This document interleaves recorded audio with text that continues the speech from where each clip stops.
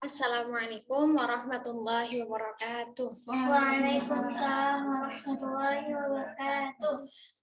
Alhamdulillahirabbil alamin wassalatu wassalamu ala asyrafil anbiya'i wal mursalin nabiyyina wa habibina Muhammadin wa ala alihi wa sahbihi ajma'in. Amma ba'd. Puji syukur kehadirat Allah Subhanahu wa Ta'ala yang telah melimpahkan banyak nikmat kepada kita, terutama nikmat Islam, iman, dan tentunya nikmat kesehatan. Semoga dengan nikmat yang Allah karuniakan kepada kita ini membuat kita makin banyak beramal sholih dan makin semangat untuk menggapai ridho Allah Subhanahu wa Ta'ala. Amin. Salawat serta salam mari kita haturkan kepada Nabi kita, Nabi Muhammad Sallallahu Alaihi Wasallam, kepada keluarga beliau, sahabat beliau, dan pengikut beliau. Semoga kita termasuk pengikut Nabi yang kelak di yaumul kiamah mendapatkan syafaat dari beliau. Amin ya rabbal alamin. Apa kabar teman-teman semuanya? Alhamdulillah, luar biasa. Allahu Akbar. Barakallahu fikum. Ya, insya Allah pada kesempatan kali ini Nikmah akan menyampaikan tentang tadabbur Quran surah An-Nahl ayat 78 yang Nikmah kasih tema hikmah penyebutan indera pendengaran didahulukan dari indera penglihatan. Ya. Ayatnya berbunyi wallahu akhrajakum min butuni ummahatikum la ta'lamuna syai'an wa ja'ala lakumus sam'a wal absara wal af'idata la'allakum tashkurun. Dan Allah mengeluarkan kamu dari perut ibumu dalam keadaan tidak mengetahui sesuatu pun. Dan Dia memberimu pendengaran, penglihatan, dan hati nurani agar kamu bersyukur. Ya. Jadi apabila kita perhatikan ayat tadi yang Nima baca, ketika disebut indera pendengaran, as-sam' dan indera penglihatan al-basar, Allah mendahulukan penyebutan indera pendengaran, mendahului penyebutan indera penglihatan. Hal yang sama ketika kita membaca Al-Quran dapat ditemui ayat yang serupa dengan ayat di Quran surah An-Nahl ayat 78 itu ada 15 ayat yang serupa dengan ayat tersebut. Jadi mendahulukan indera pendengaran daripada indera penglihatan. Nah, jadi Allah tentunya memiliki sifat al-alim, yaitu yang maha mengetahui dan maha berilmu. Kemudian Allah juga memiliki sifat al-hakim, maha bijaksana. Jadi tidaklah mungkin Allah menyebutkan setiap kata dalam ayat-ayatnya yang mulia itu tanpa ada maksud apapun. Tentunya ada maksud tertentu yang ingin Allah sampaikan kepada hamba-hambanya. Ya, jadi di sini Nikmah mengambil dari kitab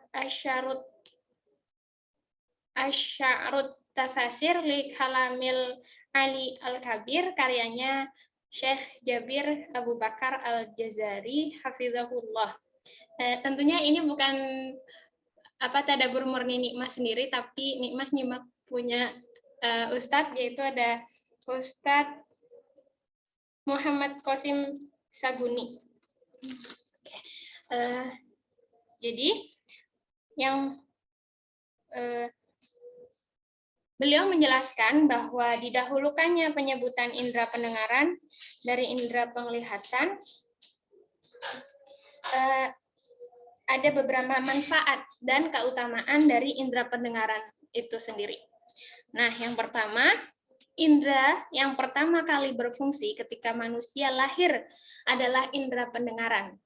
Bahkan teman-teman sering ya mengetahui bahwa anaknya diajarin dari dalam kandungan gitu, atau misalnya diperdengarkan ayat-ayat Al-Quran.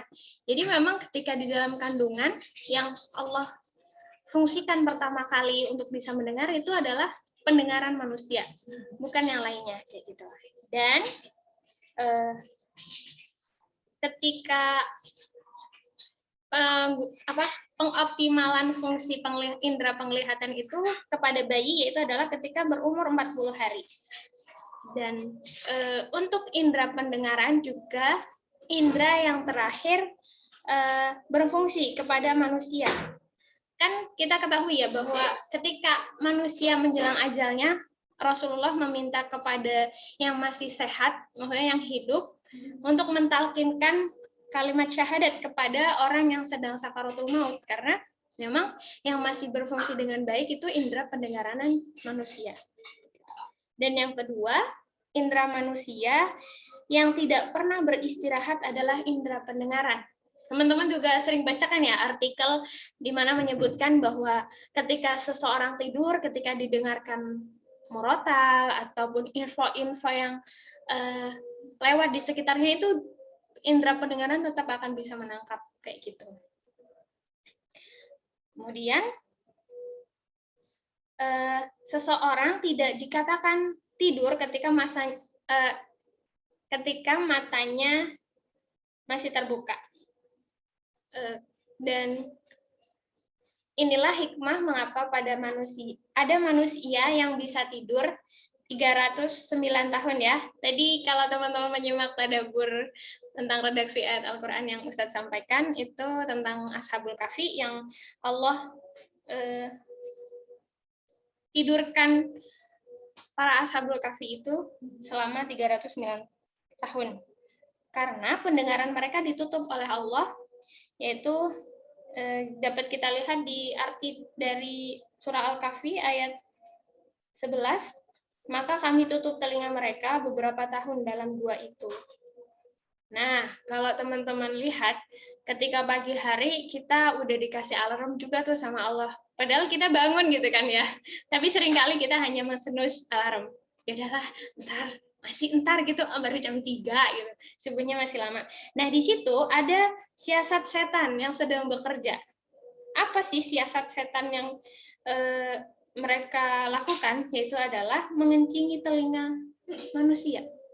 Iya, jadi suara kan padahal kita sering mendengar ya ada di mikrofon mushola masjid yang menyebutkan waktu subuh kurang beberapa menit lagi gitu. Tapi kadang diri kita ya masih terlena gitu, maksudnya masih gravitasi kasur masih gede kata orang-orang gitu ya. Nah di situ strategi setan sedang bermain dan ternyata yang ibaratnya diberi tipu muslihat itu di telinga kita gitu. Telinga kita dikelabui dengan ya itu strategi yang mereka gunakan. Nah yang ketiga yaitu indera pendengaran dalam menjalankan fungsinya tidak membutuhkan alat bantu. Kalau kita mata buat melihat kan butuh bantuan ya, perlu cahaya. Meskipun nggak cahaya terang, tamaram pakai petromak kayak zaman dulu itu juga membutuhkan bantuan. Nah ketika telinga kita mendengar, ibarat kata cuman ada orang bisik-bisik, telinga kita aja dengar gitu. Jadi karena sensor dari telinga itu sangat tinggi gitu, makanya kita perlu menjaga telinga kita. Kalau ada misalnya percakapan orang lain yang semestinya nggak harus kita ketahui, ya janganlah mencuri-curi dengar kayak gitu. Dan yang keempat, indera pendengaran merupakan alat yang paling efektif dalam menyerap ilmu dibanding penglihatan.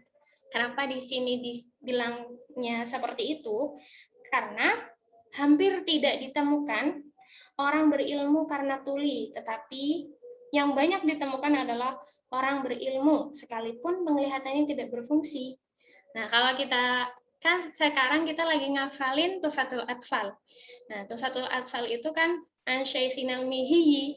Jadi beliau juga syekh yang penglihatannya oleh Allah di apa ya? Ya dalam tanda kutip beliau buta gitu. Tapi Masya Allah beliau bisa menciptakan banyak karya-karya yang membantu kita untuk belajar Al-Quran. Gitu. Jadi semoga kita menjadi orang yang pandai mensyukuri berbagai nikmat Allah, terutama panca indera, dan yang lebih utama adalah nikmat pendengaran. Dengan apa kita mensyukuri nikmat pendengaran itu? Yaitu dengan banyak memperdengarkan ayat-ayat Allah, mendengarkan nasihat dan tausiah, kemudian mendengarkan panggilan dan seruan orang tua, menuntut ilmu syar'i, dan lain-lain. Apa yang perlu kita jauhi? Tentunya adalah mendengar musik, ghibah, gosip tadi ya, atau misalnya curi-curi dengar rahasia orang lain yang seharusnya tidak kita ketahui. Gitu. Dan bisikan-bisikan jahat serta hal lainnya, karena hal itu adalah bagian dari kita kufur nikmat gitu. Jadi lagi-lagi kita memohon kepada Allah semoga nikmat yang Allah karuniakan ini bisa kita manfaatkan dengan semaksimal mungkin untuk terus beramal, berbuat baik gitu. Ya, sekian yang bisa Nikmah sampaikan. Kurang lebihnya mohon maaf lahir dan batin. Assalamualaikum warahmatullahi wabarakatuh. Waalaikumsalam warahmatullahi wabarakatuh. Masya Allah.